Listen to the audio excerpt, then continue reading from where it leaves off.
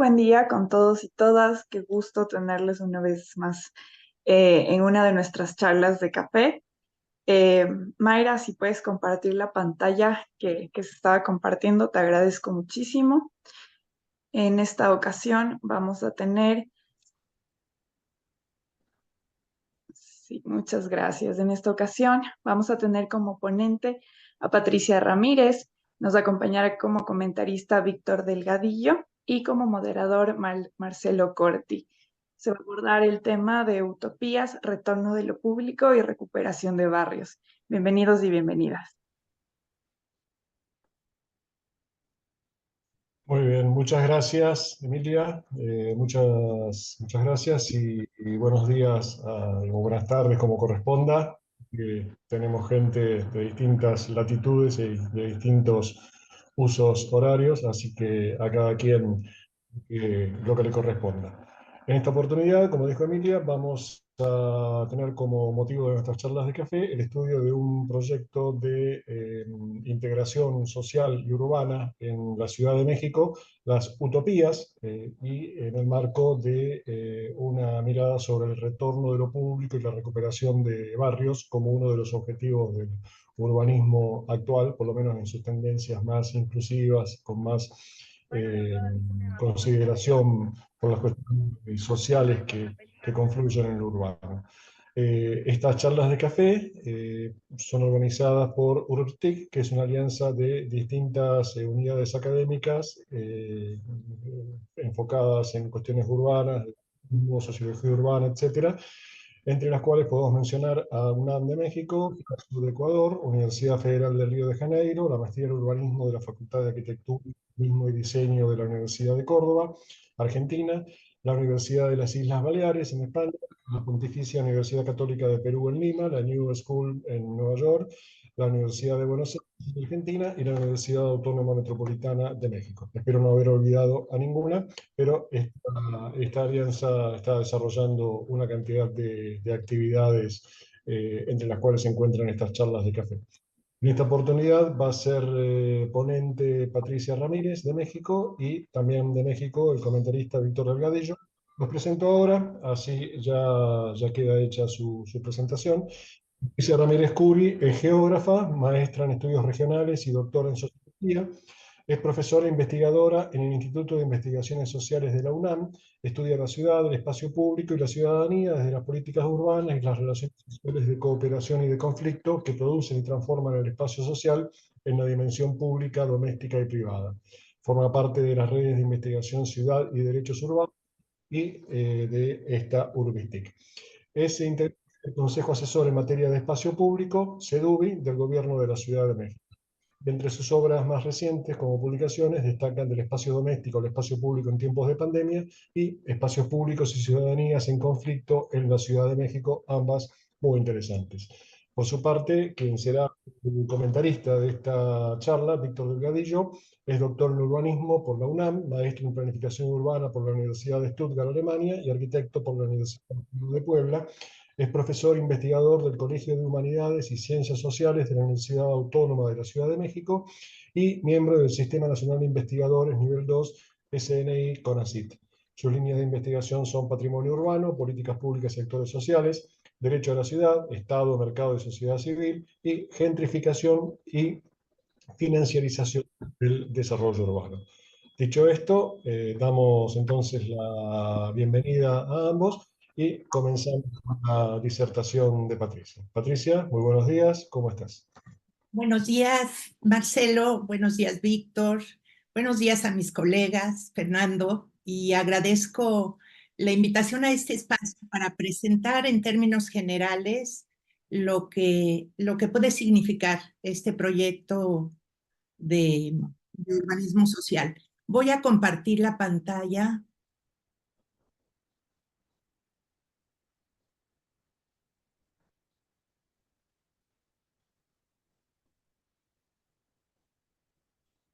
Y les pido por favor me marquen el tiempo, que serán unos 10, 15 minutos, porque para dar oportunidad a que realmente sea una charla de café conversatorio con Víctor y con los los asistentes y participantes. Les voy a presentar algunos rasgos generales de lo que es el proyecto de las utopías, que es un acrónimo y significa Unidades de Transformación y Organización para la Inclusión y la Armonía Social.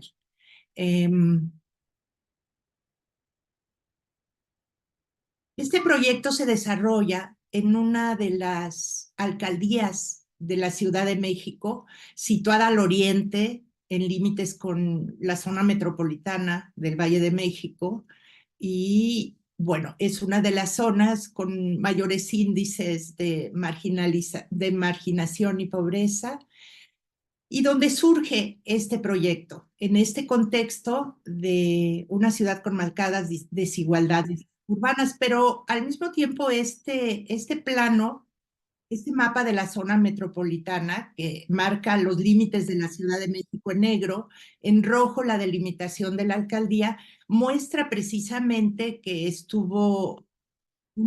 está sentada sobre una zona lacustre al interior de la cuenca del Valle de México, y eso tiene mucho que ver, por una parte, con el hecho de que ha sido de las alcaldías un territorio donde ha sido intensa la extracción de agua y que tiende precisamente por eso también a tener problemas de grietas y de derrumbes, que es uno de los problemas geológicos más, pues, de los más importantes. Al interior de la alcaldía está dividida actualmente en 13 unidades territoriales, cada una con propósitos de descentralizar la gestión, porque cada una tiene su representación con la idea de, digamos, de atender a la ciudadanía. Es interesante el caso de Iztapalapa porque, a diferencia de otras alcaldías de la Ciudad de México, presenta los índices más altos de pobreza, casi el 70% de la población, en una población de casi 2 millones de habitantes, 1.850.000, y menos del 1% pertenece al estrato más alto. Entonces tiene una polarización muy marcada, y geográficamente es una zona muy desigual también. Está integrada por casi 300 localidades, 293 para ser exacto, entre colonias, pueblos, barrios y pueblos originarios. Y, bueno, otra distinción es que concentra la mayor población joven y de infancias en la Ciudad de México. Iztapalapa concentra la quinta parte de la población de la ciudad, pero aproximadamente más del 40% de su población es menor de 34 años.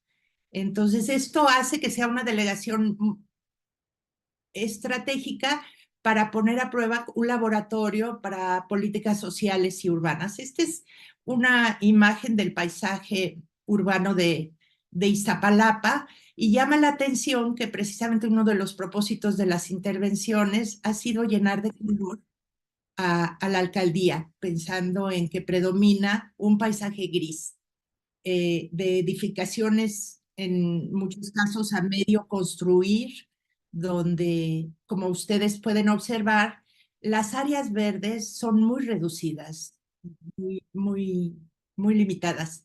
Y bueno, hablando de las utopías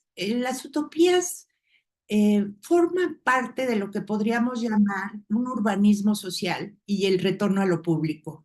Y surge de una idea diferente de orden social y urbano, de la relación entre ciudadanía, territorio y gobierno, que crece articulada a un proyecto que pretende y hasta el momento logra ser integral en términos de vincular cultura, educación, salud, medio ambiente. Y bueno, en América Latina en particular hay experiencias distintas y muy enriquecedoras de urbanismo social, como es el caso del macroproyecto de las utopías, pero también están los compas en Recife. Sao Paulo tiene experiencias muy interesantes también, las usinas de La Paz y las uvas de Medellín, entre otros proyectos. En fin, poniendo la mirada en el caso de Iztapalapa, Iztapalapa tiene una historia social y urbana que expresa realmente por qué cristaliza una serie de acciones y la política urbana misma, este giro en el proyecto de las utopías, que solamente el proyecto de las utopías se extiende en más de 500,000 metros cuadrados. Y bueno, es el proyecto más amplio, no quisiera decir el más importante, porque está vinculado a todo lo que es el proceso de regeneración barrial, pero es el proyecto más amplio, más visible, que tiene un conjunto de líneas convergentes de la vida urbana de la alcaldía y que tiene como eje articulador el espacio público, tanto como lugar de encuentro y como esfera política de participación. Bueno, en este caso se trata de los espacios públicos que se regeneran, se diseñan con diseño participativo para cumplir una función social integral y activa. Hay una visión de política urbana que se territorializa para hacerlos que actúen como mecanismos distributivos, formativos y de aprendizaje. En este sentido, en esta línea, se trata de que sean proveedores de bienestar, de cuidados, que sean incluyentes para distintos grupos sociales, que significa el reconocimiento de la heterogeneidad social, en este caso mujeres, niños, infancias, jóvenes, porque es la alcaldía con mayor proporción de jóvenes, y bueno, que jueguen un papel activo en la atención de situaciones de violencia de género, de violencia familiar y en el consumo de sustancias psicoactivas, los consumos problemáticos, como se denominan, y brindar apoyo psicológico y en salud mental, también apoyo jurídico. Esto sitúa a las acciones de esta experiencia de urbanismo social en el contexto donde precisamente esta atención es porque entre los mayores problemas de la alcaldía están estos fenómenos. Aquí está un mapa muy general donde ustedes pueden observar la distribución territorial, geográfica de las utopías al interior del territorio. En cada unidad territorial se ha desarrollado, se ha venido realizando una utopía que tiene servicios, cada una similares, concentrados en 4 casas de atención, pero cada una con un diseño particular que tiene que ver con el contexto local en el que se va a edificar. Entonces, esto es importante porque son prácticas participativas a través de talleres y reuniones con los habitantes, con la ciudadanía organizada, para ver qué quieren, qué sugieren, qué necesitan y cómo lo quieren. Hubo experiencias participativas muy interesantes y no estuvieron desprovistas de conflictos. Y lo interesante de la experiencia también es que los conflictos se han enfrentado y se pudieron dirimir con las organizaciones, por ejemplo, para el cambio de usos del suelo y para formas de apropiación que habían ya generado apego o raíz en el territorio y que se propusieron cambiar. Y con el apoyo incluso de movilizaciones de los residentes, pudieron lograrse cambios en los usos del suelo. Un ejemplo, si les interesa, les voy a decir, es lo de las canchas de fútbol, porque el fútbol era lo más generalizado, el deporte más generalizado, que le llaman el fútbol llanero de campo en Iztapalapa.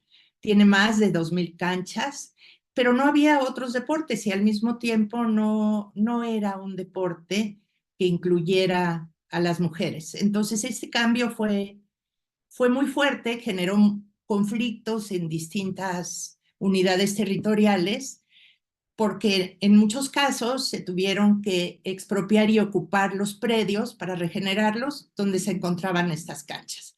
Entonces, ese es solamente uno de de los problemas, también hubo problemas de apropiación irregular de organizaciones de predios que eran espacios públicos, estaban resguardados por las comunidades locales para su regeneración como espacios públicos y fueron ocupados por organizaciones para ocupar asentamientos irregulares para vivienda. Entonces, todo eso generó una serie de conflictos que de alguna manera mostraron que enfrentar el conflicto puede derivar en soluciones creativas y también tiene que ver, desde mi punto de vista, con la formación de ciudadanía.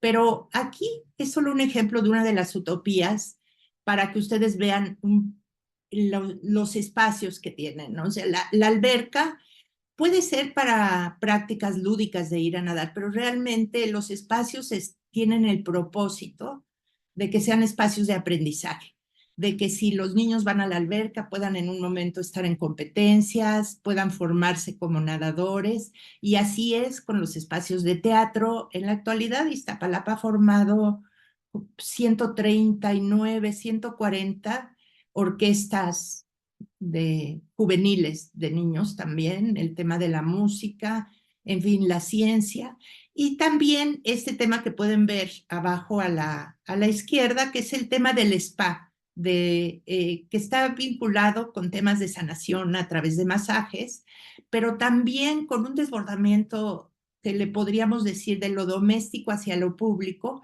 porque al mismo tiempo tienen un área de lavanderías, donde hay lavadoras públicas y mientras lavan la ropa las mujeres pueden ir a tomar un masaje, ¿no?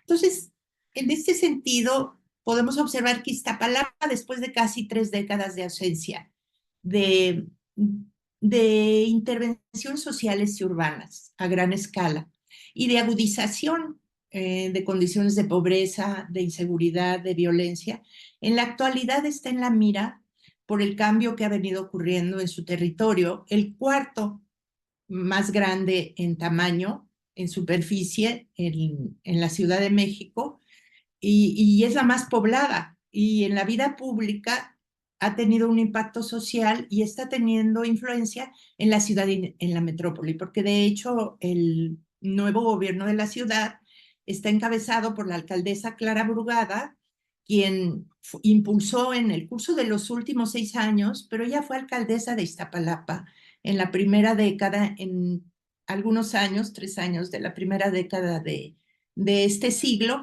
Entonces hay proyectos que se han venido jalando que estaban en ciernes. Pero bueno, pensando en el retorno a lo público y en la recuperación de barrios, distintas dimensiones y distintos niveles de gobierno tuvieron convergencia en el proyecto de las utopías y se entendieron como escenarios posibles de cambio social en los espacios locales, con enfoque de género, de derechos humanos y urbanos. Y, en fin, las utopías, en efecto, actualmente están representando cambios en la manera de pensar lo público, en la forma de planear los espacios locales, en intervenir los entornos. Pero este proyecto no es solo las utopías, porque es lo que más, digamos, se ha hecho visible, pero realmente es parte de lo que yo llamaría una nueva política urbana que pretende equilibrar las demandas y necesidades de la ciudadanía y de el equilibrio también de intereses con otros grupos de interés para poder intervenir y disminuir las condiciones profundas de desigualdad de la alcaldía. Entonces, este proyecto de las utopías es parte de todo un proceso de regeneración de barrios que a escala microgeográfica ha tenido como propósito mejorar las condiciones de habitabilidad y que ha tenido como líneas de intervención a escala barrial, como eje el espacio público. Y la calle ha sido como un principio de actuación en términos de disminuir también las condiciones de violencia. Ha habido proyectos como Iztapalapa Mural o programas como Iztapalapa se pone guapa, y han tenido en la mira la calle para su regeneración, la iluminación de las calles. Ha habido un propósito de convergencia con la estética urbana. Ha sido una gran intervención de infraestructura de calidad. Por ahí en algún momento que discutíamos sobre nuestras ciudades, que las ciudades son infraestructura, y el rezago de Iztapalapa pues era realmente fuerte. Entonces la inversión en infraestructura con un propósito integrador es focalizado, pero tratando de vincularlo con el entorno y con la ciudad misma, ¿no? El tema de seguridad y construcción de paz se hizo a nivel de acciones participativas con la gente precisamente por los problemas de inseguridad y con el propósito también de reconstruir el tejido social. El sistema de cuidados quizás sea una de las innovaciones eh, más destacadas porque se puso en práctica a escala local, precisamente para las personas mayores, donde hay una casa de cuidados donde las personas mayores pueden estar durante el día y las familias que trabajan pueden, eh, pues, dejarlas ahí, o incluso las señoras mayores, las mujeres y hombres mayores van caminando, porque la idea es que pudiera la utopía estar accesible, pensando en la influencia de esta visión de la ciudad de los 15 minutos y puedan llegar pues puedan llegar a estar ahí. No, no es nada más una estancia de mayores ni una estancia de niños, sino que son talleres, hay canto y hay una serie de actividades, incluso de actividades de aprendizaje que pueden ser productivas, por ejemplo, la medicina herbolaria. Eh, Se trata de impulsar una cultura de derechos, de transversalidad de género, articulando la educación y la salud. En este sentido, también las calles han sido intervenidas. Aquí toda Iztapalapa se iluminó eh, eh, una buena proporción. No tenía iluminación. Hasta las calles y callejones se iluminaron, se reverdecieron, se intervinieron los camellones. Lo de Iztapalapa Mural viene porque el paisaje que vieron, pues es un paisaje muy gris, el de Iztapalapa. Entonces, bueno, se volvió la alcaldía con más murales. Al parecer hay más de 10,000 murales al exterior, como un proyecto de arte público que incorporó a más de 100 eh, muralistas, artistas jóvenes. Ustedes pueden ver, y también el tema de salud y el tema con mujeres particularmente, porque las mujeres en Iztapalapa son las que tienen los menores niveles educativos comparado con los hombres y también a escala de la ciudad. Entonces hubo programas, por ejemplo, para que terminaran los procesos formativos y se incorporaran, pues hubo procesos integradores en ese sentido, y también hubo procesos de reparación de grietas, porque como les decía, como ustedes pueden ver en la fotografía superior, hay un problema de agrietamiento que incluso en Iztapalapa, en una de las utopías, se hizo un museo de las grietas en el área, en la utopía que es producto de la regeneración y de la reconstrucción del espacio público, para aprender a vivir con grietas, porque pues obviamente la comunidad y las comunidades no se van a cambiar, pero tienen que aprender a vivir con una condición estructural y cómo edificar, cómo intervenir en el entorno construido con una condición de riesgo tan, tan grande como lo que tienen. Entonces, el giro en la política urbana también está asociado a un gobierno multinivel, que es otro de los rasgos que yo vería que son innovadores, claro, porque es la convergencia del poder local de Iztapalapa, del gobierno, con el gobierno de la Ciudad de México y con el gobierno federal. Esto de gobierno multinivel facilitó una serie de acciones. Por ejemplo, en el caso jurídico, en el tema jurídico de expropiaciones, que fue en el caso particular en una de las utopías, en Tecolochtitlan, pues se pudo facilitar acelerando los tiempos con esta forma de coordinación entre el gobierno local, el gobierno de la ciudad y federal, porque hay predios, por ejemplo, de la SEP, y la Secretaría de Educación Pública no es local, es federal, algunas de las propiedades. Y así ocurrió con algunos de los predios y se pudo facilitar para que en 6 años realmente hubiera acciones sorprendentes que tuvieron incidencia y que empezaron a modificar, eh, pues, la forma, el paisaje y la estructura misma de la alcaldía, pero sobre todo incidencia en empezar a incidir en la estructura social. Entonces, surgen dos preguntas que a mí me gustaría, que me inquietan, pero también que me gustaría compartir para discusión. En estos términos, ¿cuáles son los alcances y los límites de la reconstrucción de lo público para lograr desmontar fronteras de desigualdad social y simbólica en una ciudad como la nuestra, donde estas fronteras de desigualdad están a flor de piel, sobre todo que se han enfatizado en tiempos de COVID y con las políticas neoliberales en tiempos del urbanismo neoliberal que ha acrecentado las desigualdades estructurales? Y otra de las preguntas sería, como dispositivo distributivo, articulador e integrador, ¿cómo puede contribuir lo público a fortalecer el derecho a una ciudad de cuidados y acercarnos al derecho mismo a la ciudad? Iztapalapa es un ejemplo de hacer ciudad, en lugares donde había ruinas, incluso basureros, como son algunos ejemplos de las fotografías antes de las intervenciones.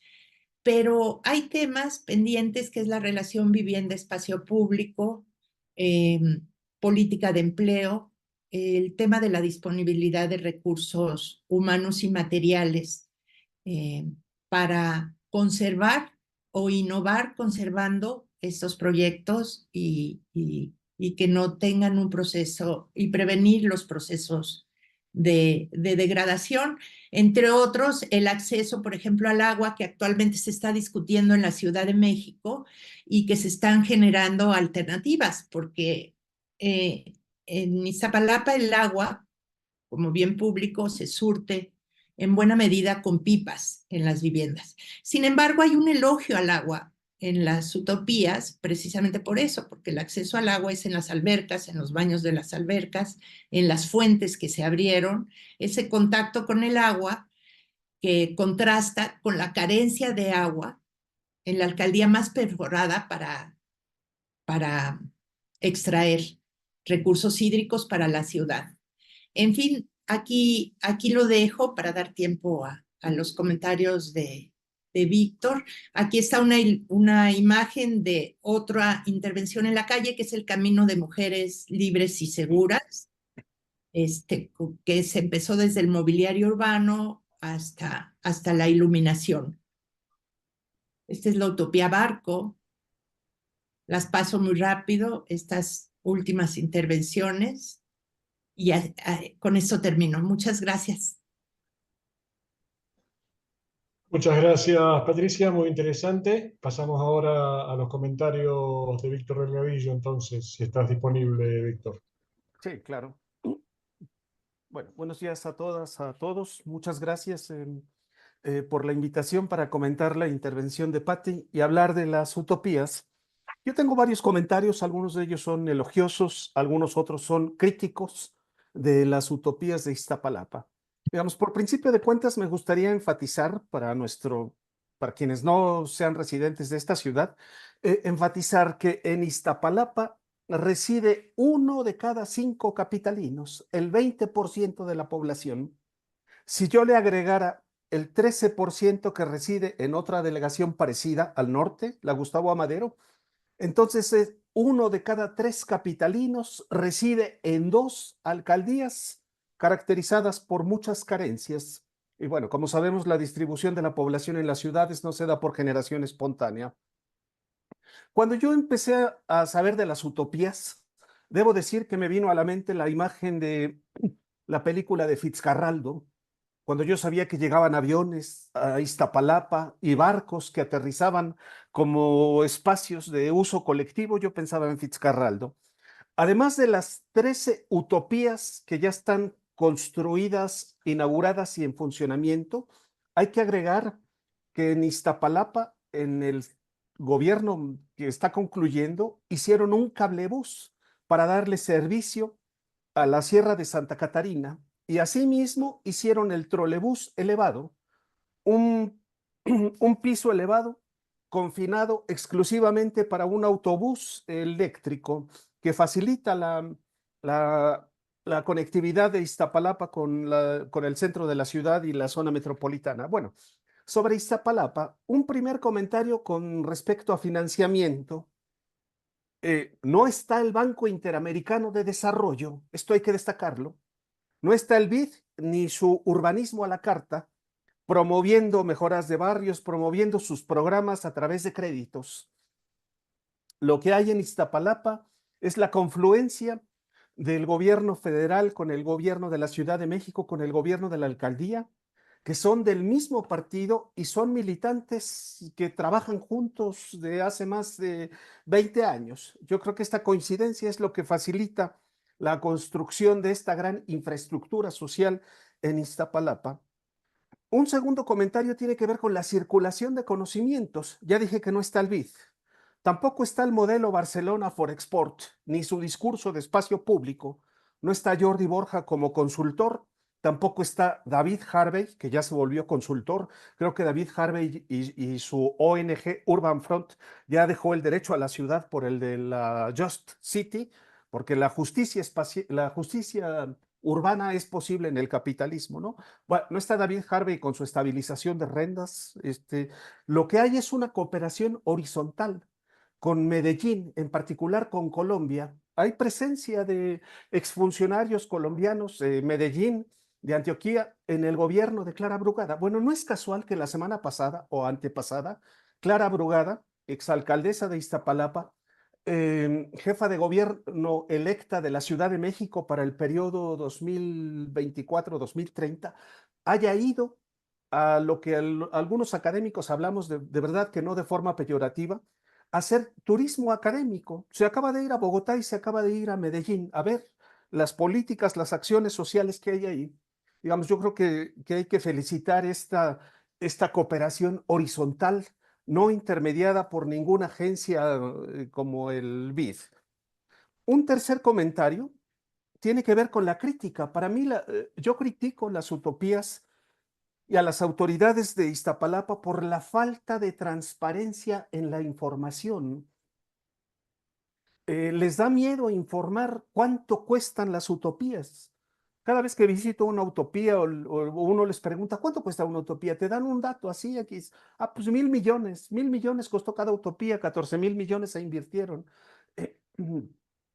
No nos informan cuánto costó exactamente la construcción de cada una de las utopías, no nos informan cuánto cuesta el mantenimiento físico de esas instalaciones, tener agua, no nos informan del funcionamiento, cuántas personas trabajan, cuánto cuesta mantener eso. Hay como una actitud de rechazo a esto. Yo sé que estábamos en campaña política y ellos se cuidan políticamente, pero yo creo que hacen mal en no informar, porque esto incluso tiene que ver con las posibilidades de reproducción de esas experiencias. Bueno, pues cuánto cuestan, ¿no? ¿Cuánto cuesta mantener, cuánto cuesta reproducir esas utopías? Otra cosa que que también me parece que tenía que ser transparente, son todos estos procesos de participación ciudadana y de negociación que hubo. Patti ya hablaba de algunos conflictos que hubo, sí, en efecto, ¿no? Yo acabo de estar la semana pasada en la utopía más reciente, la que inauguraron en julio. Paradójicamente creo que era la primera utopía que quería inaugurar Clara Brugada, la del centro de Iztapalapa, y es la última que inaugura. Y esto por conflictos con los pueblos originarios, con la población de los 8 barrios de Iztapalapa. Ahora sabemos que había conflictos, en algunos casos, en efecto, era por las canchas de fútbol, pero en otros casos, como la Utopía Tezontli, el conflicto era un grupo que, que se acaparó las canchas de fútbol, pero sobre todo el negocio era las fiestas de 15 años, las fiestas de casamientos, etcétera. Ellos tenían ese lugar y, bueno, hacían negocio privado. Yo creo que esto se tendría que informar. Un cuarto comentario tiene que ver con el llamado urbanismo social, ¿no? Esto sobre todo para planificadores, urbanistas, arquitectos, gente que hace políticas públicas, ¿no? Yo creo que Iztapalapa, una vez más, como otras experiencias en América Latina, pues reivindica que los pobres no necesitan arquitectura pobre y servicios urbanos pobres, pero también siempre hay que tener en cuenta que la arquitectura es un medio y ya además, pues a mí me hace pensar esta idea del urbanismo social, me hace pensar que la historia del urbanismo ha sido un urbanismo antisocial, ¿no? Si ahora reivindicamos un urbanismo social, pues quiere decir que el que hacíamos antes era como todo lo contrario.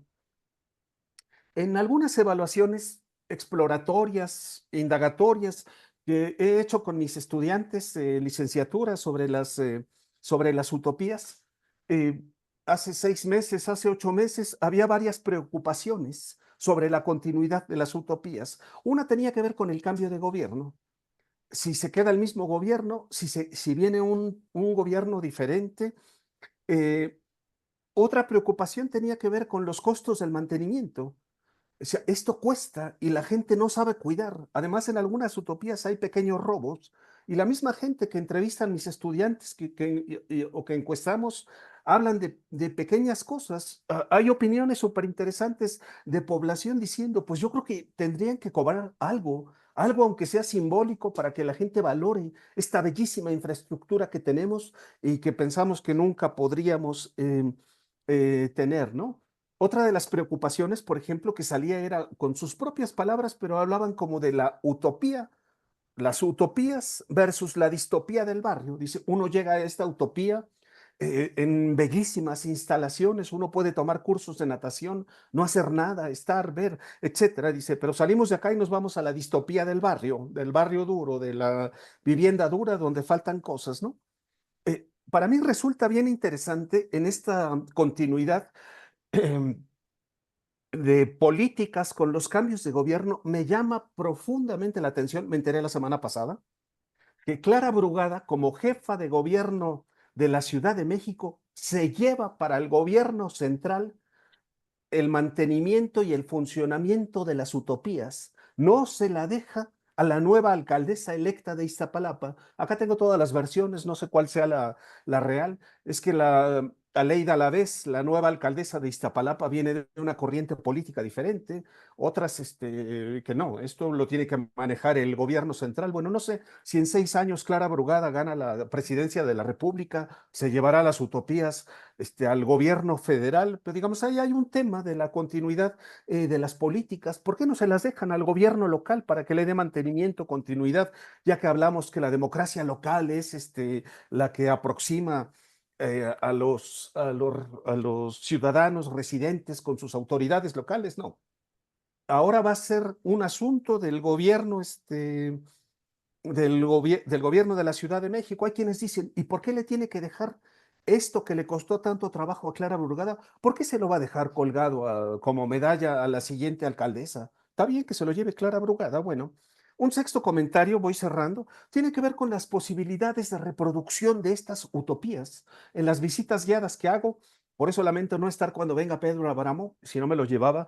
En las visitas guiadas que hago, por ejemplo, una geógrafa de Buenos Aires me decía, Víctor, esto es maravilloso, pero esto es imposible de hacer en el Gran Buenos Aires.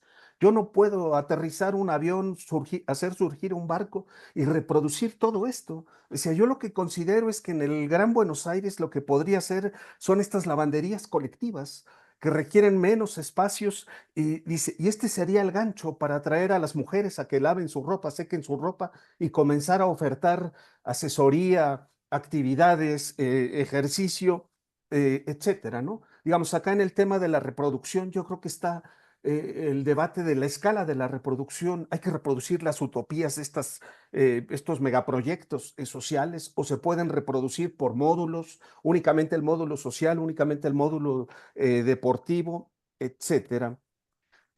Para casi cerrar, por supuesto que lo que nos falta es evaluar las utopías, porque son muy jóvenes, las utopías tienen poco tiempo de funcionar. Yo creo que lo que sí tenemos que hacer es ver de verdad si estas utopías consiguen la integración física y social de los barrios populares a la ciudad, si las utopías contribuyen a la reducción de las desigualdades, a la disminución de la inseguridad, porque yo también lo que veo en muchos arquitectos que trabajan en mejoramiento de barrio, espacio público, hay un determinismo espacial. Creen que por hacer una plaza bonita con multicolores, pues cambian las cosas, se mejora lo social, se mejora la seguridad. Y yo también así veo, un poco es mi crítica, el discurso pues es de autoelogio en las autoridades locales, veo como un determinismo espacial, que por el hecho de haber puesto 13 utopías, pues ya Iztapalapa ya cambió y ahora todos son felices y disminuyeron las desigualdades, etcétera. No quiero dejar de mencionar que con respecto al agua, el agua, tenemos una ley de aguas perversa y el agua está concesionada. A los industriales no les falta agua. Hay grandes desarrollos inmobiliarios que tienen sus propios pozos. Y esto es también el gobierno local. El gobierno local, entre comillas, de izquierda, que por un lado hace utopías y se esfuerza por llevar agua, por otro lado concesiona el agua a grandes inversionistas y desarrollos inmobiliarios. Y un ultísimo tema tiene que ver con los murales, ¿no? Yo lo que he visto en los asentamientos humanos populares es que los colores van apareciendo con el tiempo, conforme se van consolidando. Me recuerdo tanto hace muchos años cuando vivía en Alemania, vine a esta ciudad con un grupo de profesores y estudiantes alemanes que miraban el paisaje gris, pero también miraban otro paisaje, no nada más gris. El profesor Humpert me decía, mira, Víctor, esto está gris por los tabiques con los que construyen los mexicanos, ya no es ladrillo rojo como en Caracas, ¿no? Y me decía, pero mira este color verde y este color azul. Decía, yo estoy seguro que en el futuro esto va a ser como un gran mural de Diego Rivera, porque la gente, bueno, deja para el final el exterior de sus casas con colores. Digamos, acá yo no sé si de verdad, yo veo un tanto forzado los de los murales de Iztapalapa. Capaz que habría que dejar que la gente pinte de colores su casa como se le pega la gana, pero bueno, eso. Muchas gracias. Muchas gracias, Víctor. Bueno, hemos tenido una presentación muy interesante, tanto de Patricia como de Víctor, y ha llegado el momento del debate. Ya tenemos algunos mensajes. Tenemos dos alternativas, o la más deseable es que escriban sus comentarios o preguntas, o quien no lo pueda hacer, que levante la mano y lo atenderemos. Así que sin más, pasamos a los mensajes que nos van llegando. En el primer caso es una pregunta de Carmen Contreras para todos. Dice que una de las críticas que se puede hacer, ¿las utopías serán siempre mantenidas con recursos públicos? Si las teóricas de los cuidados, o las teorías de los cuidados hablan de la redistribución de los cuidados entre actores sociales y políticos, ¿qué responsabilidad tienen los actores privados en el financiamiento de las utopías? Y siempre Carmen Contreras, en otro comentario, dice, con esa misma actitud crítica sobre el modelo urbano de Medellín, que a la distancia nos ha dejado lecciones de implementación y sostenibilidad, así se debe evaluar cada utopía porque están en contextos específicos. Antes de pasar a la siguiente pregunta, entonces, recuerdo las dos de Carmen, así ya Patricia o Víctor, o bueno, si alguien quiere hacer algún comentario al respecto, también puede contestar. Las preguntas de Carmen se refieren a las utopías serán siempre mantenidas con recursos públicos y si las teóricas de los cuidados hablan de la redistribución de cuidados entre actores sociales y políticos, ¿qué responsabilidad tienen los actores privados en el financiamiento de las utopías? O sea, básicamente es la misma pregunta, si hay posibilidad de que los privados intervengan en este financiamiento, más allá de la discusión sobre si lo mantiene la alcaldía o el gobierno central o el gobierno de la ciudad. Esa es la pregunta de Carmen.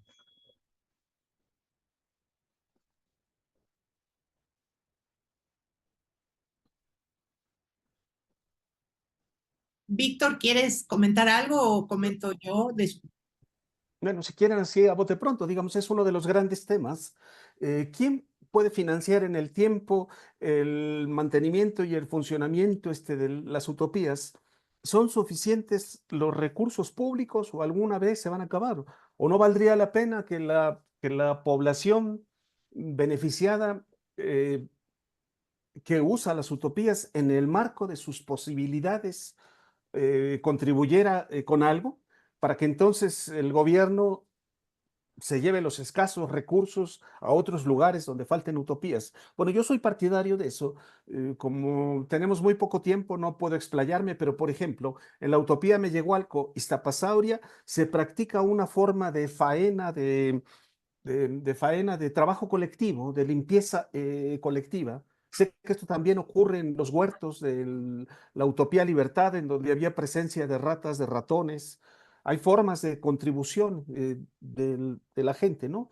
Hay otras personas que dicen que el gobierno debiera cobrar algo, aunque sea simbólico. Al otro lado tenemos el discurso que no, que el gobierno sin corrupción y administrando bien, son suficientes los recursos públicos para darle mantenimiento. Bueno, eso ahí se sabrá en el tiempo. Por supuesto que los privados quieren participar de las utopías, ¿no? Me recuerdo, si no me recuerdo, fue en diciembre pasado o en noviembre de 2023 que la Coparmex, Ciudad de México, la Confederación Patronal Mexicana, fueron a hacer una visita expresa a las utopías. Además, se tomaron la foto y salieron en la prensa y fueron a ofrecerle al gobierno de Clara Brugada participar. Le dijeron que esto era un proyecto bellísimo y que ellos quieren participar, que les diga cómo. Por ahí alguien hablaba de filantropía, pero en México la filantropía es negocio porque es deducible de impuestos. Bueno, es lo que yo puedo decir.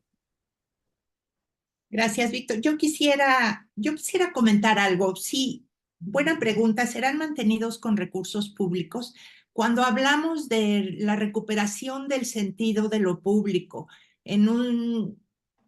con un significado de lugar común, abierto, accesible, visible, donde la gente eh, puede reconstruir el tema colectivo, que es lo que se ha venido debilitando, ha jugado un papel importante. Ahora, su mantenimiento es uno de los grandes desafíos, en efecto. Esta relación público-privada en términos de intervención urbana para la apropiación privada de los lugares, probablemente se tenga que proteger de la privatización, más no de los acuerdos o de la participación privada. De hecho, han participado, por ejemplo, grupos privados de arquitectos, el mobiliario se compró, digamos, no lo hicieron, pero lo importante aquí es el retorno al sentido de lo público estatal, en un sentido de la intervención de las instituciones de gobierno y del Estado en el compromiso social. Y lo que habíamos visto los últimos 30 años de neoliberalismo es realmente que la balanza se orientó al mercado como decisor y a la financiarización, al predominio del sector inmobiliario y pues a brindar derechos como mercancías, a venderlos. Ahora, este es todo un proyecto muy ambicioso porque nos preguntamos hasta dónde la gratuidad, que pone sobre la mesa el dilema de lo gratuito y lo público. El ser público no quiere decir que tenga que ser gratuito. El metro, por ejemplo, está subsidiado, se pagan aquí 5 pesos, pero cuesta muchísimo más y su mantenimiento cuesta muchísimo más. Entonces, puede ser público no lucrativo y en ese sentido sería importante, como pensando en que el propósito es la construcción de una cultura cívica común, de que la gente no deje sus bolsas de basura ahí, que han tenido el problema de que se tire basura, de una serie de cuestiones que han salido en la experiencia de apertura de las utopías. Entonces, ¿cómo construir una cultura cívica común de colaboración de acuerdo a sus posibilidades? Y ahí la gratuidad puede ser un obstáculo, una cultura de gratuidad en términos de responsabilidades públicas, que no quiere decir privatización, sino contribuir a fortalecer el sentido público de un lugar. Entonces es darle un giro también a la cultura y a la práctica cultural Yo pienso que en Iztapalapa le han dado centralidad a la cultura como capacidad de aspirar. Por ejemplo, esa frase de para Iztapalapa lo mejor entraba en contraste de por qué en otras zonas de la ciudad tiene que haber el mejor vidrio, las mejores albercas, y aquí por qué tenemos que hacerlo con materiales precarios. Entonces, pensando en esa apuesta a la ciudadanía, que en un momento puede ser una forma de empoderamiento colectivo para defender un proyecto en caso de que se pudiera dar un giro distinto, porque en México tenemos la experiencia de que entra un gobierno con una visión distinta y puede dejar que los proyectos se caigan. Ha habido proyectos de política urbana y política social muy interesantes, como tú conoces, Víctor, como lo de mejoramiento barrial que ahora se está recuperando. O sea, hay una tradición en ese sentido de proyectos que surgen y luego se quedan y no se convierten en políticas que se puedan seguir conservando y manteniendo. Luego, el tema del financiamiento fue muy interesante el modelo de Iztapalapa, porque en lugar de contratar, lo que hicieron fue comprar camionetas y materiales y con la misma gente de Iztapalapa hacer muchas de las obras públicas que se hicieron en lugar de contratar compañías. Hay un modelo, y bueno, lo de las utopías, hasta donde sé, cada utopía costó 100 millones de pesos por ahí y su mantenimiento debería de ser otros 100 millones de pesos para mantener, digamos, es un mantenimiento constante, lo cual también nos lleva a una política de empleo. Eh, ¿Cómo se van a mantener? ¿Quién va a trabajar en el mantenimiento? Son equipos con una intensidad de trabajo muy fuerte, trabajan 24/7. Entonces, habrá muchas cosas que revisar y es muy importante evaluar y hasta dónde se fortalece lo público al mismo tiempo que inevitablemente tiene que participar el sector privado, pero ¿cómo? ¿Sí? Entonces es todo un tema. El tema de la gratuidad es otro tema también, que viene desde tiempo atrás, que todo tiene que ser gratis, que pareciera que enajena la cultura de una posible corresponsabilidad con el lugar que se habita, ¿no? Entonces habría que ver la autosustentabilidad, que es un proyecto que también tiene Iztapalapa, y las redes colaborativas, pero bueno, con relación a la pregunta de Carmen, me parece muy importante evaluar las utopías, evaluarlas porque es un proyecto que va a dejar huella, porque ahora el nuevo gobierno de la ciudad pretende hacer 100 utopías y ya se hicieron recorridos para ver dónde pueden localizarse, dónde las quiere la gente. Entonces, llevar el modelo, el proyecto de utopías, contextualizarlo en las 16 alcaldías. Entonces, es un desafío muy interesante que va a abrir todo un debate en términos de la planeación y del ordenamiento territorial de la capital con relación a la metrópoli también, porque no puede estar disociada de su dimensión. Iztapalapa se ha vuelto una centralidad en el oriente de la ciudad que integra municipios eh, del Estado de México.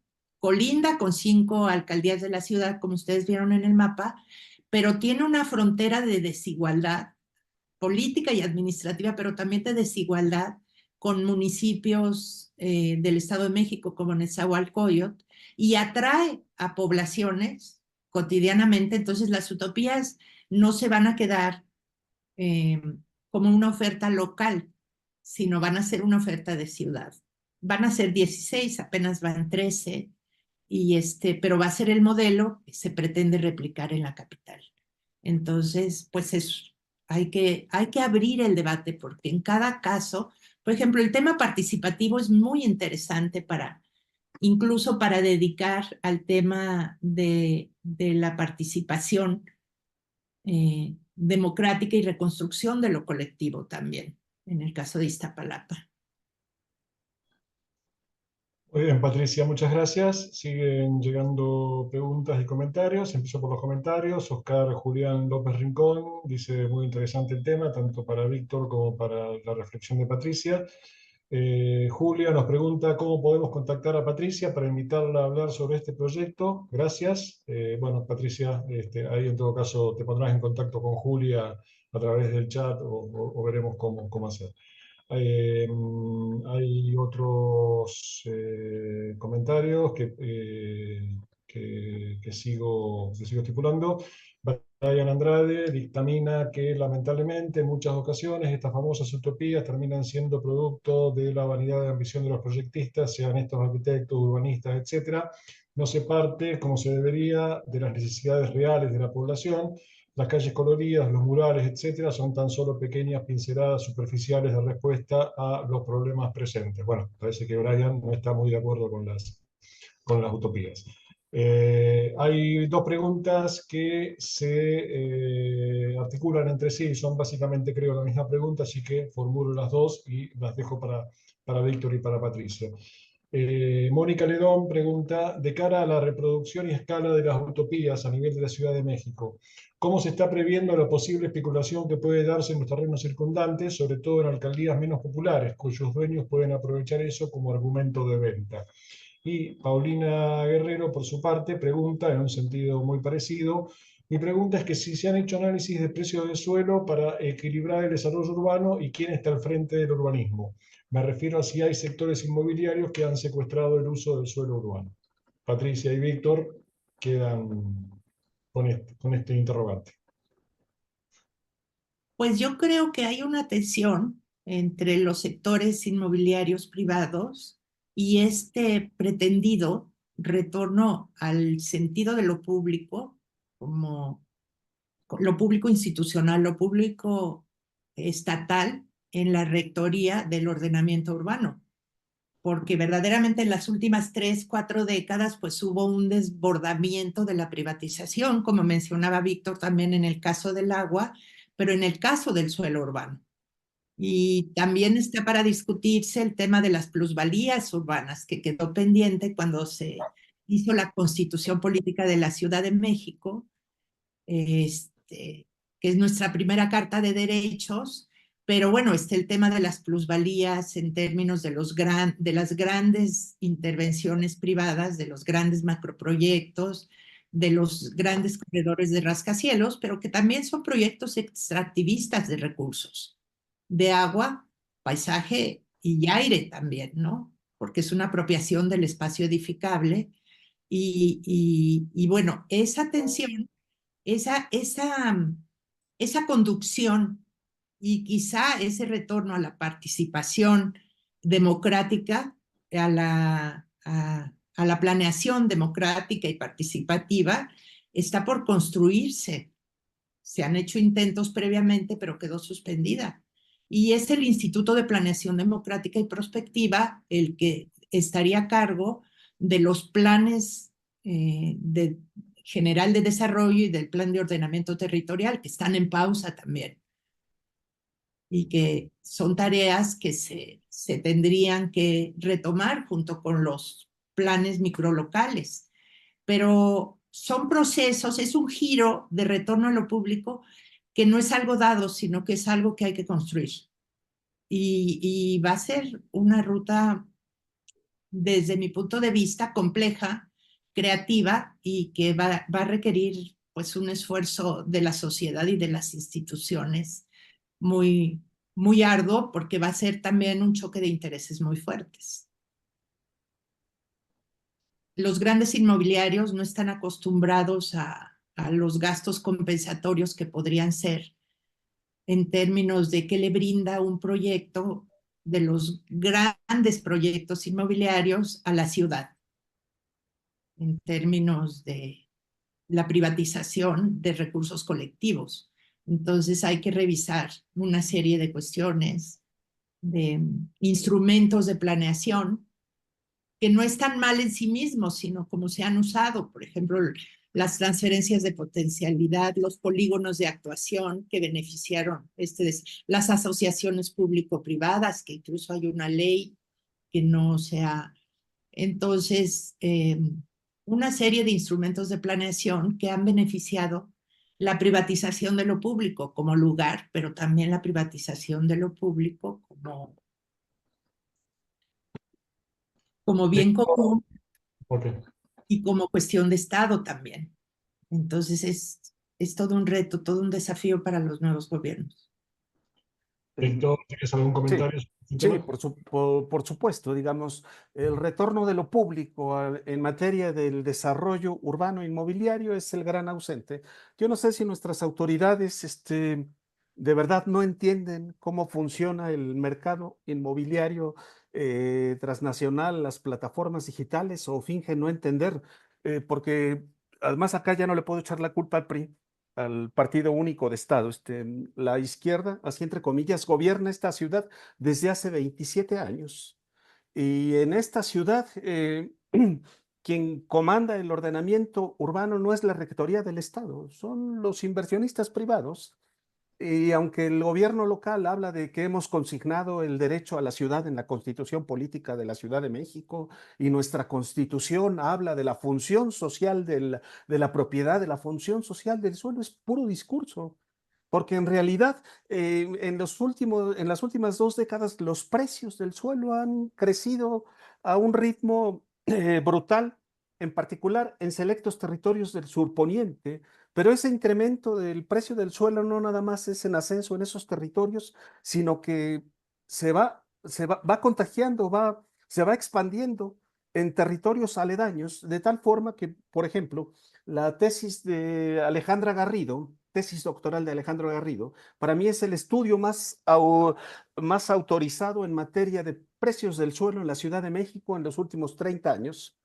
Alejandra Garrido da cuenta de que en la mitad del territorio de la Ciudad de México, antes Distrito Federal, no se puede comprar una vivienda por menos de 5 millones de pesos. Es decir, esto deja fuera al 60% de los residentes de la Ciudad de México, y estos precios del suelo ya empiezan a alcanzar Iztapalapa.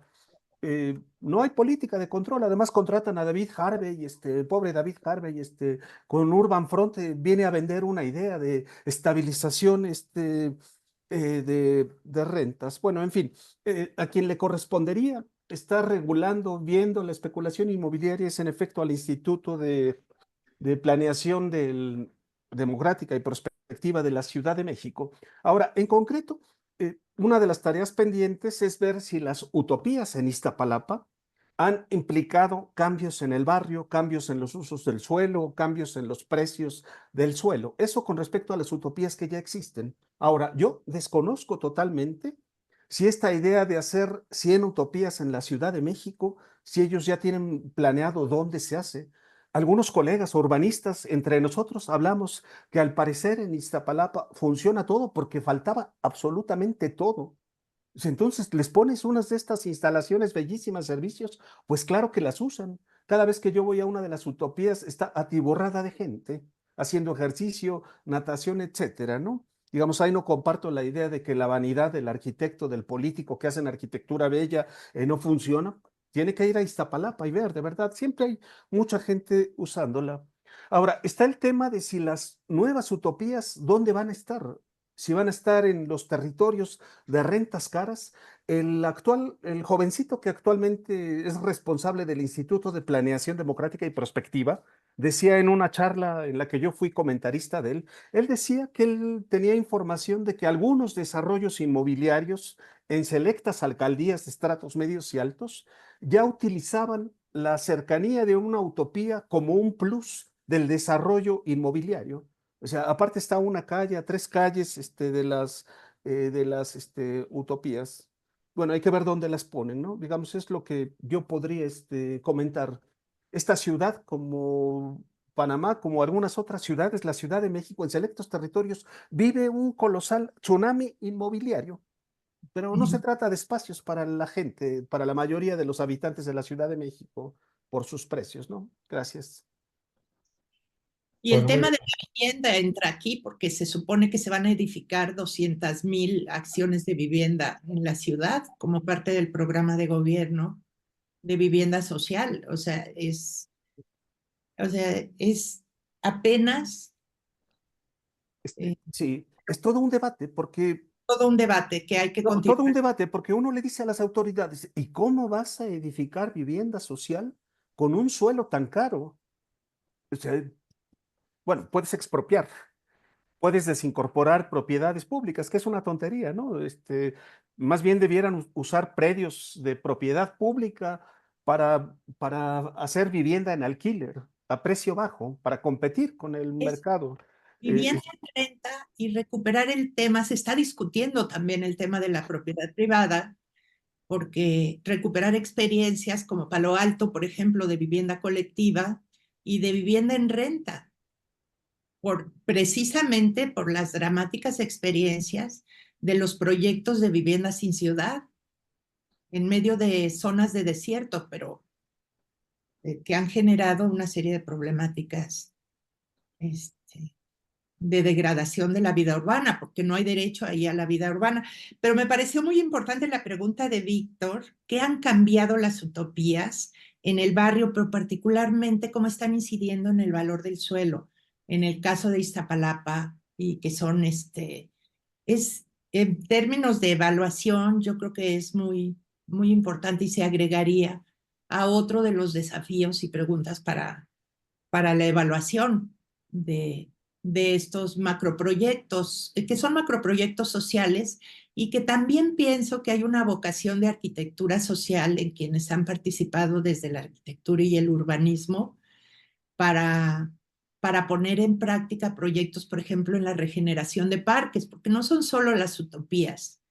Está el Parque Cuitláhuac, el Parque Guerrero, o sea, y el tema de la calle me parece interesante experiencia que podría pensarse en la Ciudad de México, porque empezando el reconocimiento de, pues de que la ciudad empieza saliendo de casa y entrando al espacio público a partir de la calle. ¿Qué ocurre con las calles de la ciudad? Y ese es todo un reto que pareciera muy difícil de lograr, pero entonces, bueno, pues son desafíos que hay que continuar el debate sobre el tema, ¿no? ¿Hasta dónde la reconstrucción de lo público puede contribuir a reconstruir lo colectivo y a construir una ciudadanía en términos de una ciudadanía independiente que pueda defender los logros de los proyectos de intervención en beneficio del bien común, ¿sí? Y poder resistencia, porque es importante que la participación ciudadana pues se genere más articulada, porque la gente participa mucho, pero cómo articular todas esas demandas y que por encima de las diferencias puedan actuar por un bien común. Así tan sencillo como puede ser la regeneración de calles, ¿no? Muchas gracias, Patricia. Continuamos con comentarios y preguntas. Voy a formular todo lo que se ha dicho, como para ya ir cerrando. Si hay algún otro comentario o pregunta, les pido, porque hay varios ya formulados, si hay algún otro, les pido que lo hagan a la brevedad, así ya podemos dar respuesta a todo. Enuncio primero todo lo que hemos recibido y después vamos comentar por comentario o pregunta por pregunta. Gerardo Hernández dice que si la nueva política y proyectos culturales e integración al espacio público serán las utopías durante el gobierno de Clara Brugada, mi pregunta es, ¿qué pasará con la red de fábricas de artes y oficios, faros? ¿Se integrarían a las utopías? Mayra Domínguez comenta, hablando de otros temas que conciernen a las utopías, el tema laboral de quienes colaboran en las utopías, como talleristas, coordinadores, etcétera, desempeñan sus funciones en condiciones laborales precarias. También ello pone en riesgo su continuidad. Para mí, que conozco un par de utopías, este es un comentario de Leticia Vivas, para mí, que conozco un par de utopías, agradezco la presencia de este tipo de espacios donde las áreas verdes, la cultura y la belleza de los murales crea un remanso al día a día. También creo que cobrar no es lo ideal en este proyecto, dadas las condiciones económicas de la población de este lugar, lo cual minimizaría la presencia de los visitantes. Sin embargo, sí considero que educar a los visitantes, concientizar e involucrar sería lo ideal. Selene Lozano pregunta, ¿en qué consiste el programa de Camino de Mujeres Seguras? Más allá de la iluminación de las calles, que es un factor que incrementa la sensación de seguridad. Por otro lado, Iztapalapa es la alcaldía con mayor comercio informal de la ciudad. ¿Hubo conflictos con agrupaciones de comerciantes informales a la hora de construir las utopías por la ocupación del espacio? Otra pregunta de Gerardo Hernández. El problema del mantenimiento al planificar estos proyectos. ¿Están considerando el tema de la recaudación fiscal a nivel local para tener egresos y los problemas de corrupción para volver más eficiente a la administración pública? Graciela Mónica Faribene comenta, este mes estuve investigando el caso de Seestad en Viena, una ciudad utópica en el sentido de que se trata de que se conecte sobre todo con transporte público. También tiene un 10% de vivienda de alquiler público modelo que está incrustado en la ciudad de la Viena Roja. Son 300.000 viviendas de alquiler social y cerca de 200.000 de cooperativas. El desarrollo de suelo es claramente público con articulación privada.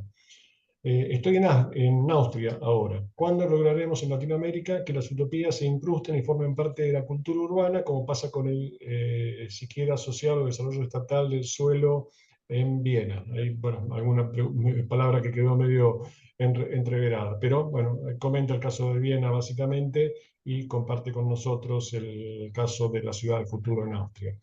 Marisol González dice, la propuesta pública de las utopías hecha por el gobierno no lo hace garantizando la escucha de la realidad y necesidades de los pueblos originarios, pues tenemos nuestras propias maneras de administrar los espacios comunitarios que no necesariamente son públicos.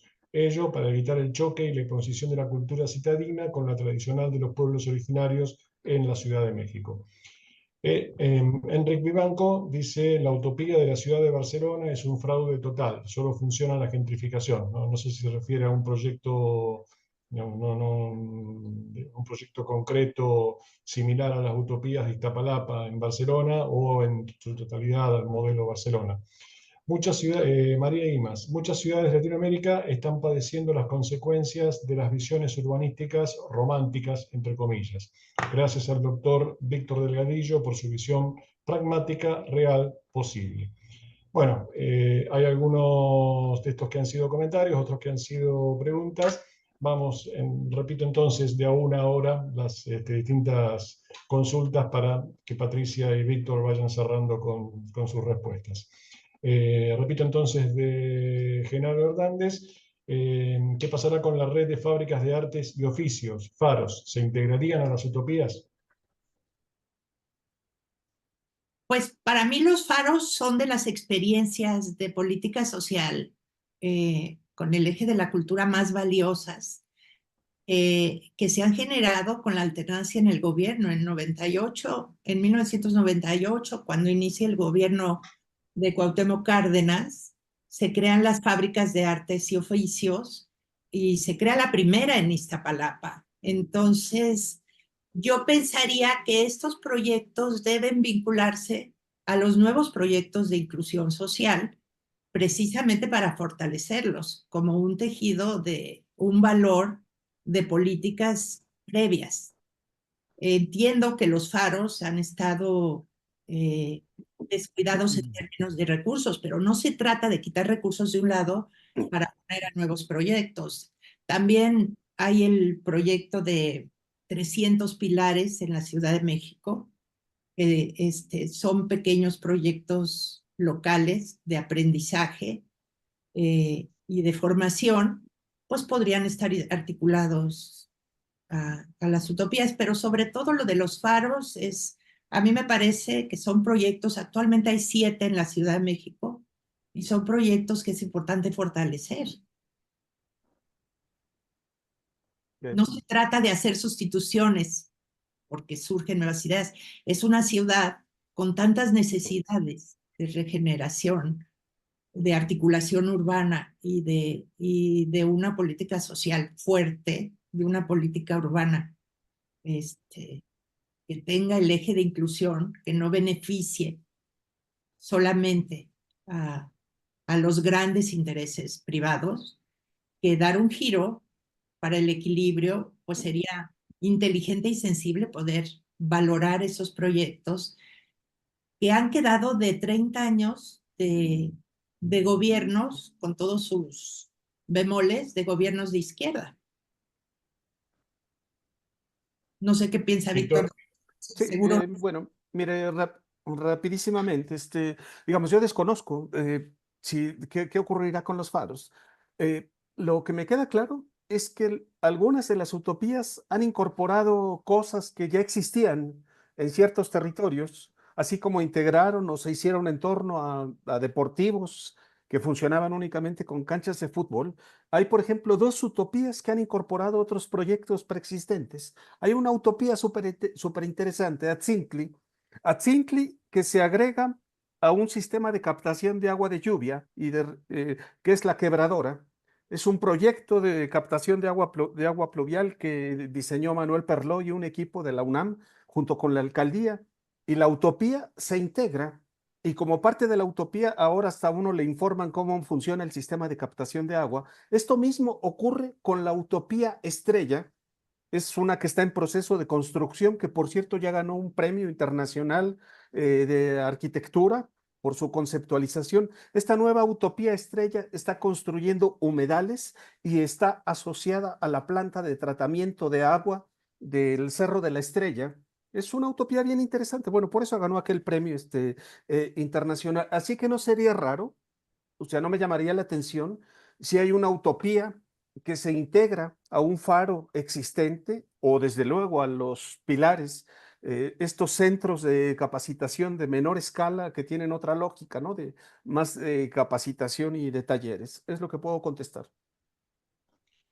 Bueno, está el comentario de Mayra acerca de la precariedad de las condiciones laborales de talleristas, coordinadoras y en general colaboradores Sí. de las utopías. No sé si hay algo al respecto. Mira, digamos, es algo que yo no he indagado expresamente, cuánto ganan, tienen seguro social, ¿no?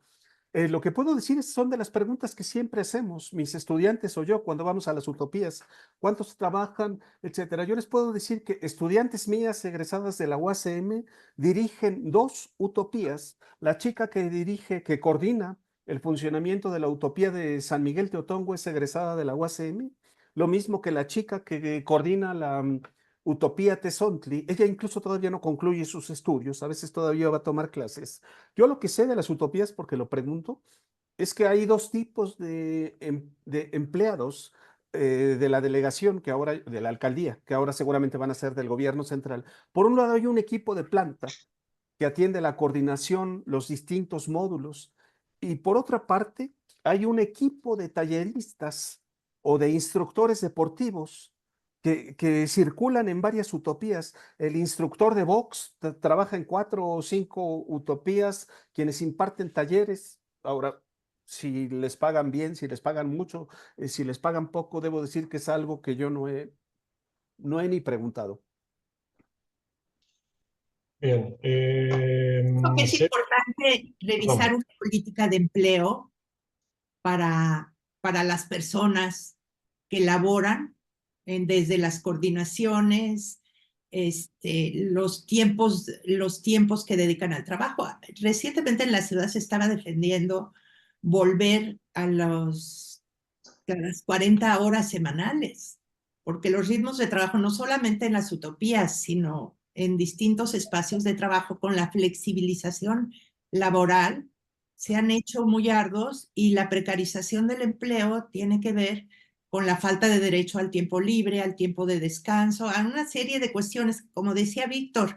O sea, muchos derechos están garantizados en nuestra Constitución de la Ciudad de México, pero ¿cómo hacerlos efectivos en la práctica?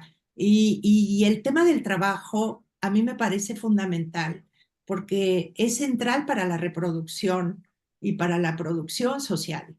Entonces, el trabajador debería de ser considerado en términos de derechos laborales y los derechos laborales van más allá de un ingreso adecuado, sino que tiene que ver también con todo lo que significa disponer este, de tiempo de descanso, de tiempo de la familia, de tiempo para el ejercicio, para la recreación, en fin.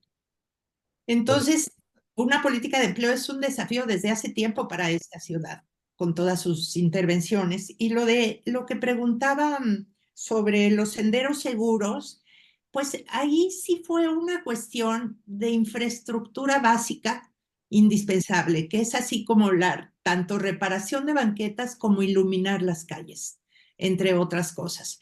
También se pusieron cámaras de videovigilancia y también se hicieron talleres participativos con organizaciones sociales para actuaciones de protección localmente. Pero a mí me parece que la iluminación, cuando eran calles oscuras, Iztapalapa no tenía luz en el espacio público, hace un cambio. Toda la movilización de recursos, por ejemplo, para hacer ludicalles, lo que ellos llamaron ludicalles, que son esquinas, intervenciones en esquinas, en calles para juegos infantiles, en algunas calles cerradas, con cuestiones como muy básicas, ¿no? Como poner una rayuela en el piso para que los niños jueguen, iluminar, brindar una barda para que la gente pinte. O sea, contribuye a reconstruir el tejido social, que no quiere decir que se vaya a generar para siempre fuerte, pero al mismo tiempo le da una vitalidad a la calle que no tenía previamente, y eso brinda seguridad también. Porque en efecto es una de las delegaciones donde las violencias, el feminicidio, los indicadores siguen siendo altos, no son los más altos en la Ciudad de México, igual que tampoco las tasas de mortalidad fueron las más altas en la ciudad durante el COVID, pero bueno, pues hay muchos problemas que son logros sociales muy frágiles que es importante fortalecer. Bueno, Gerardo Hernández preguntaba sobre si se están considerando el tema de la recaudación fiscal a nivel local para tener egresos o ingresos, el problema del mantenimiento al planificar estos proyectos y los problemas de corrupción para volver más eficiente a la administración pública. Entiendo que el tema de corrupción se está considerando y que las utopías se hicieron con el presupuesto público, no hubo deuda, ¿no? No se sacaron créditos, fue pensando en que tiene que transparentarse, que debería de salir en términos de cómo, bien usado, el presupuesto de una alcaldía puede generar y movilizando el trabajo de los colectivos, brindando trabajo a los colectivos locales, a las comunidades, se pueden lograr esas cosas. Ahora, yo no he tenido conocimiento de que se suban los impuestos. La futura presidenta anunció que no se van a tocar los impuestos, que no va a haber una reforma fiscal, hasta donde sé, y en la ciudad entiendo que tampoco. Víctor, al respecto, ¿algún comentario? Bueno, tal vez digamos lo mismo, ¿no? En términos de recaudación fiscal o en términos de impuestos a la propiedad, pues digamos, no hay una política que diga ahora les vamos a subir el impuesto a la propiedad, al suelo, o como le llaman en México, al predial para financiar las utopías. Eso no existe, además eso no lo decide la alcaldía, sino el legislativo. El legislativo de la Ciudad de México es el que decide esto, ¿no? No. Un poco yo creo que el discurso tanto del presidente de la República, López Obrador, de la jefa de gobierno, Claudia Sheinbaum, como de Clara Brugada, digamos, ahí, los tres tienen esto que ya comenté, este discurso que tiene Patti, que dicen que una administración sin corrupción alcanza, hace rendir los recursos para cosas como las utopías. Eso. Okay. Yo dudo.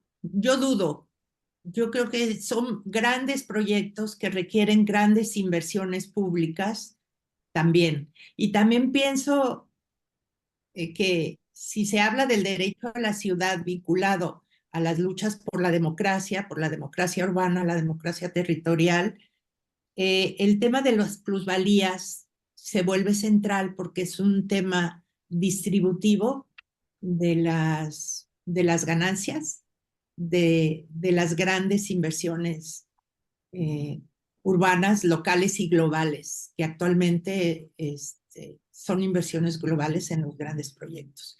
Y es todo un tema que podría brindar recursos y que no son impuestos. Es la democratización de las plusvalías, ¿no?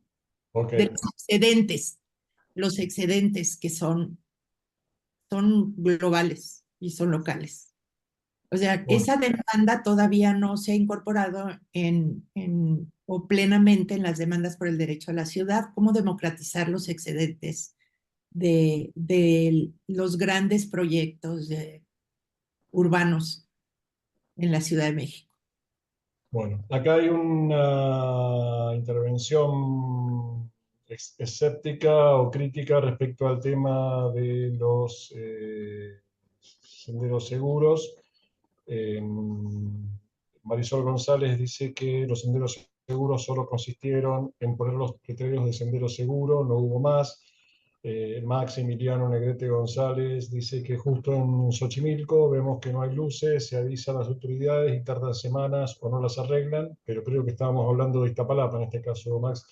Dice, sigue diciendo Max que las alarmas y cámaras del C4 no sirven en muchos espacios o suenan las alarmas solas y los delitos como asalto o asesinato se dan donde son esos senderos seguros. Marisol dice que en San Gregorio Atlapulco tenemos un proyecto elaborado por la Facultad de Arquitectura de la UNAM de movilidad peatonal que no se ha tenido en cuenta. No tenemos banquetas, funcionarios, luminarias funcionando, señalamientos, pero aún así hay letreros de sendero seguro. No sé si hay algún comentario respecto a esto, Patricia y Víctor. Mira, Sendero Seguro fue una ambiciosa política de Claudia Sheinbaum de atender el tema de la inseguridad con perspectiva de género en toda la ciudad.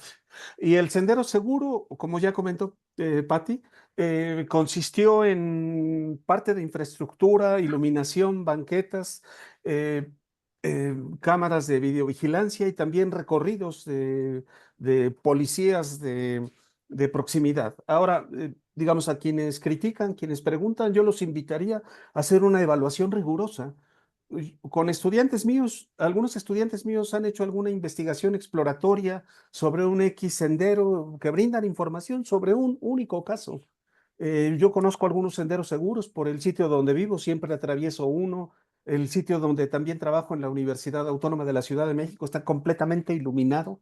Parece de día cuando yo salgo de una parte de la universidad, le da seguridad a mis estudiantes. Yo lo que creo que hace falta es una investigación rigurosa. Críticas hay muchas, ¿no? Hace tiempo yo criticaba, por ejemplo, que el programa comunitario de mejoramiento barrial se había reducido básicamente a que la gente escogiera un sendero seguro, ¿no? Bueno, yo lo que creo es que hace falta investigación como para mostrarnos, para valorar esa política y para ver qué le falta o qué le sobra a la política. Eso. Estoy de acuerdo con Víctor. Hace falta investigar con mayor profundidad y, y revisar los alcances de esta política urbana que se está construyendo.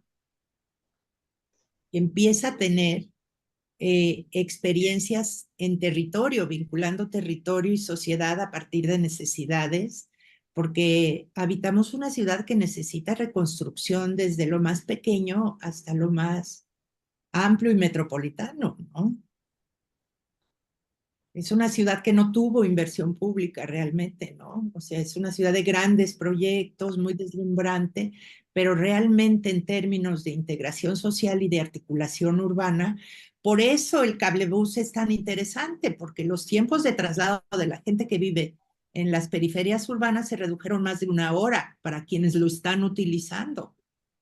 Y van llenos, son 10 kilómetros, un poco más de 10 kilómetros, pero que le ahorran en los traslados cotidianos a las mujeres y a los hombres y a los jóvenes y a los mayores 1 hora y cuarto, porque tenemos una precariedad de tiempo para la mayoría de las personas que se trasladan a trabajar y hacen más de 2 horas, 2 horas y media o 3 horas, que son ya 6 horas o 5 en sus rutinas cotidianas. Entonces ahí el tema de la movilidad se vuelve otro gran tema y donde hubo coordinación por el tren y el tren ligero y el cablebús en Iztapalapa. Entonces, son pequeñas, grandes cosas que ponen un granito de arena para el mejoramiento de las condiciones de habitabilidad de las personas. El hacer 1 hora de traslado, el hacer media hora de traslado, 36 minutos en lugar de 90 minutos de traslado, para muchas personas es un gran cambio. Muy bien. Bueno, tenemos a Paulina Guerrero, que agradece las respuestas, dice que las intervenciones son excelentes, coincido con Paulina. Alexis de la Torre dice que les da mucho gusto verlos a Patricia y a Víctor y les manda saludos desde Tepic, Nayarit. Saludos. Tira de Brasil, bueno, hay una cantidad de saludos y comentarios. Queda de los comentarios, me parece pendiente algo que había comentado Marisol González respecto a pueblos originarios. La propuesta pública de las utopías no garantiza la escucha de la realidad y necesidades de los pueblos originarios, pues tenemos nuestras propias maneras de administrar los espacios comunitarios que no necesariamente son públicos.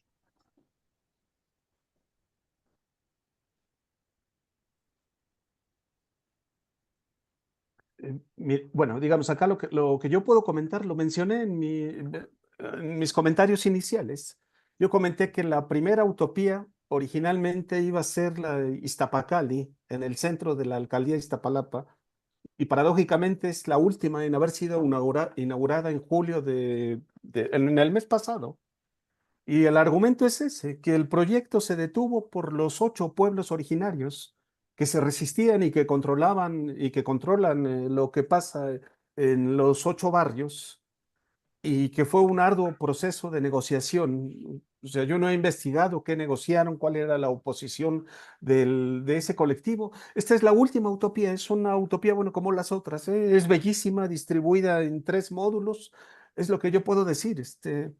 Y lo que sé de otras utopías cercanas a otros pueblos originarios como Tecoloxtitlán, donde está el Museo Geológico con la ventana esta geológica que nos muestra, como si fuera una ventana arqueológica, nos muestra lo que es una grieta que atraviesa ahí. Sé que estos procesos se hicieron a través de procesos participativos y no nada más procesos participativos, encuesta, sino hasta de negociaciones completamente. Yo sé que en Tecoloxtitlán la población quería una alberca. Ahí es imposible por las grietas, salvo que hicieran una alberca con cascadas, pero de otra forma no. Es lo que yo sé, que digamos que no se trata de una intervención pública autoritaria. En gran parte yo creo que es por la historia política y de militancia desde abajo de Clara Brugada.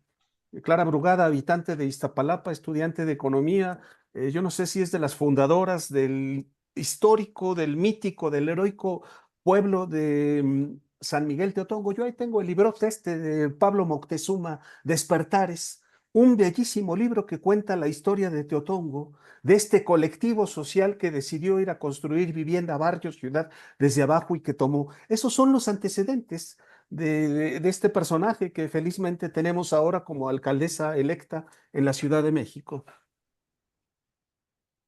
Sí, tiene Bueno, toda una historia. Mi experiencia por el estudio, la investigación que hicimos en Iztapalapa, es que pude ver directamente el proceso de la utopía Tecolochtitlan y todos los debates y espacios participativos que se abrieron con la comunidad, que es un pueblo, y que finalmente se fueron resolviendo con la reconstrucción. Yo pienso que hubo una regeneración de la confianza de la comunidad hacia las instituciones, que es otro tema, porque las comunidades y particularmente las de los pueblos en una ciudad como la de México, pues es una defensividad porque sus derechos han sido desplazados y no han sido reconocidos. Entonces llegan las instituciones o llegan las campañas, entonces había una defensividad tremenda pero actualmente hay un orgullo de haber transformado el derrumbe, eh, las grietas, incluso en un museo de incidencias.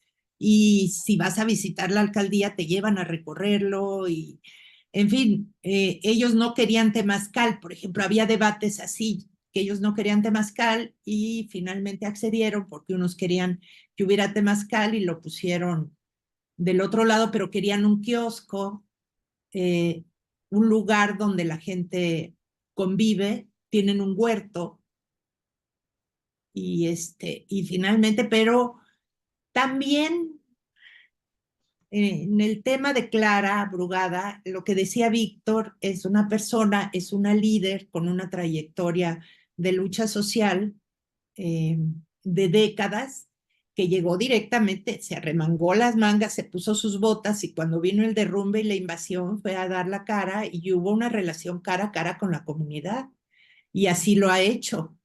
Y los testimonios dicen, bueno, yo no le creía y dijo, vamos a expropiar y podemos, y les fue dando soluciones que vienen desde gobierno y la institución y vieron que era real, que no era nada más una promesa de vamos a hacer, porque hubo la expropiación jurídica de los predios de 2 escuelas que se cayeron y que luego fueron ocupadas irregularmente por otras organizaciones.